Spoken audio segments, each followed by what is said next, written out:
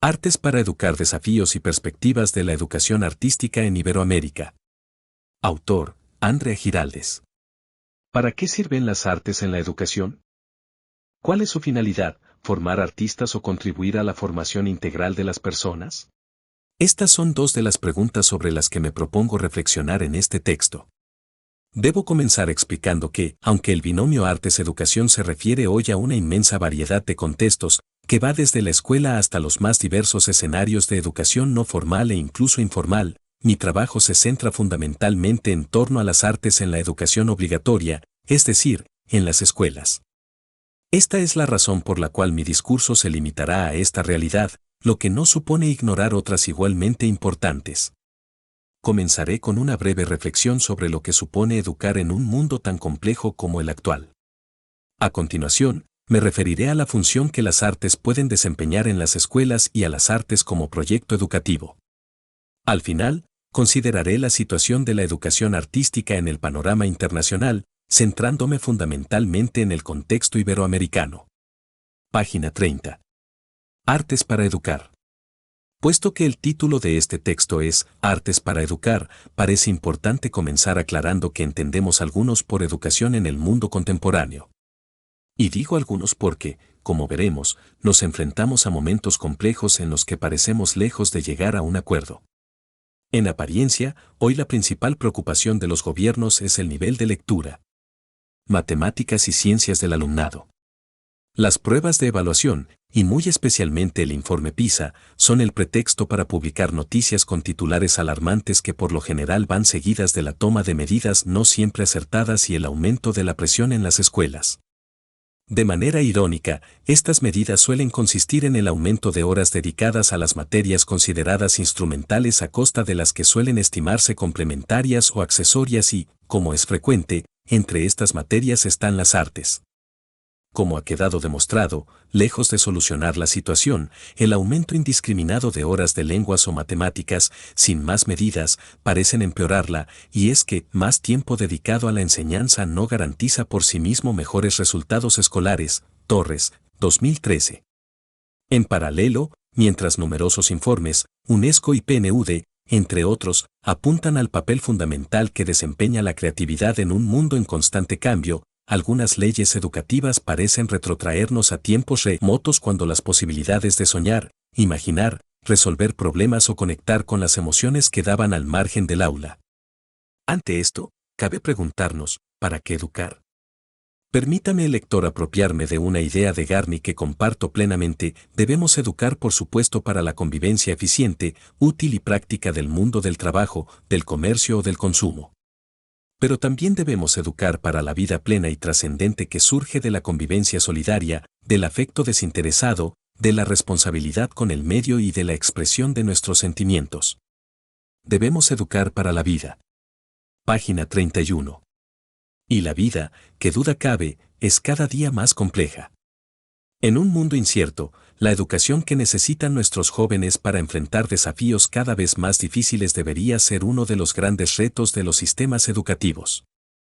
Sabemos hoy que llenar las cabezas de los alumnos con información, obligándoles a memorizar, no sirve de nada. Hoy, esa escuela anclada en el pasado continúa perpetuando conocimientos que por tradición se han considerado imprescindibles y excluye los que tal vez son de verdad importantes, ofrece un reducido repertorio de asignaturas compartimentadas, como si las soluciones a los grandes problemas pudiesen encontrarse en un libro de texto, se empeña en encerrarse entre sus muros, sin conectarse con una vida real a la que se parece cada vez menos, ignora lo que los alumnos realmente piensan y sienten y no les prepara para una vida plena. Sin duda, una escuela como esta debería, en definitiva, reemplazarse por otra radicalmente distinta.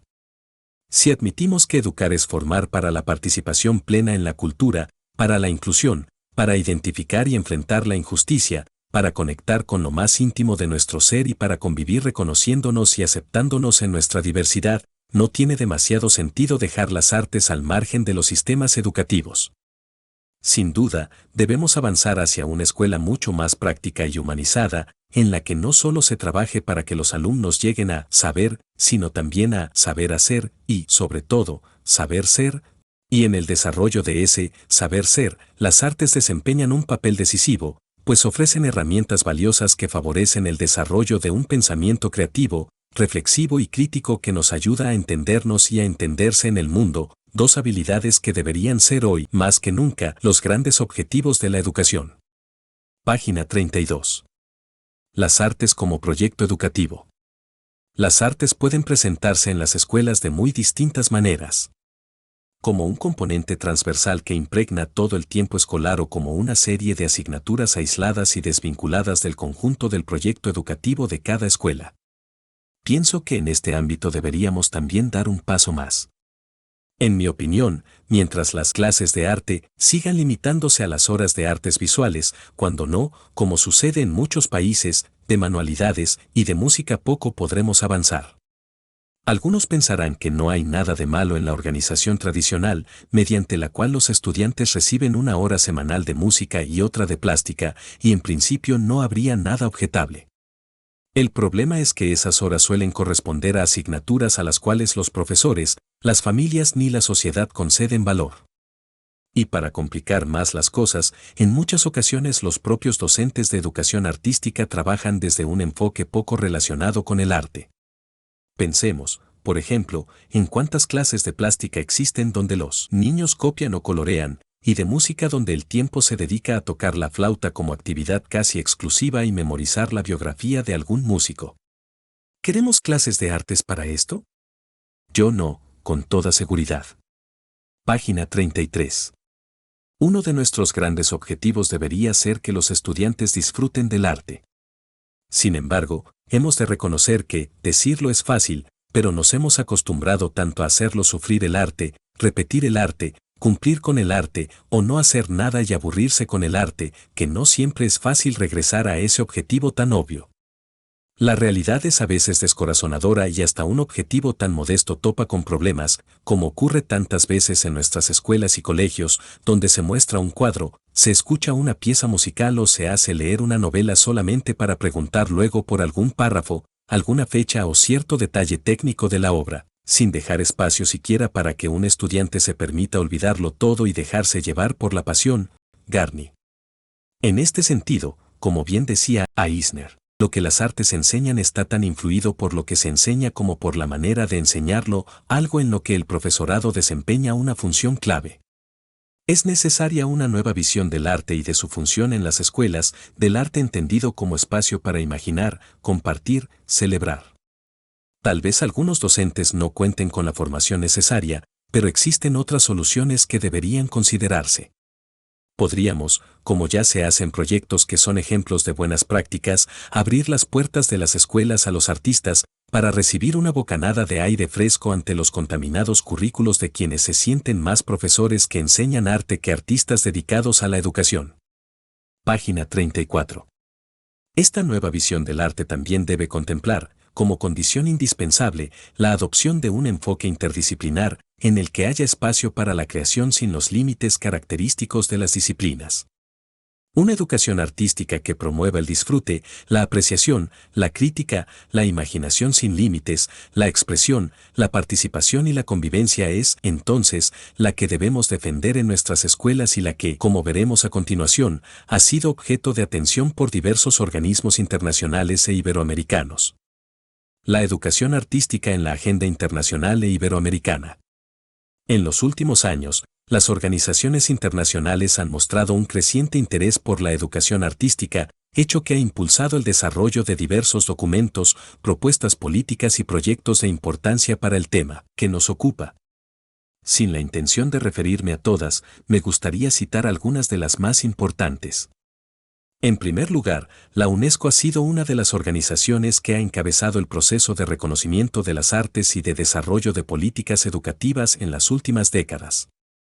En 1999, su director general convocó a todos los responsables en los ámbitos de la educación artística y cultural para asegurar mediante su labor que la enseñanza de las artes llegase a ocupar un lugar especial en la educación de todos los niños, desde la escuela infantil hasta los últimos cursos de la educación secundaria.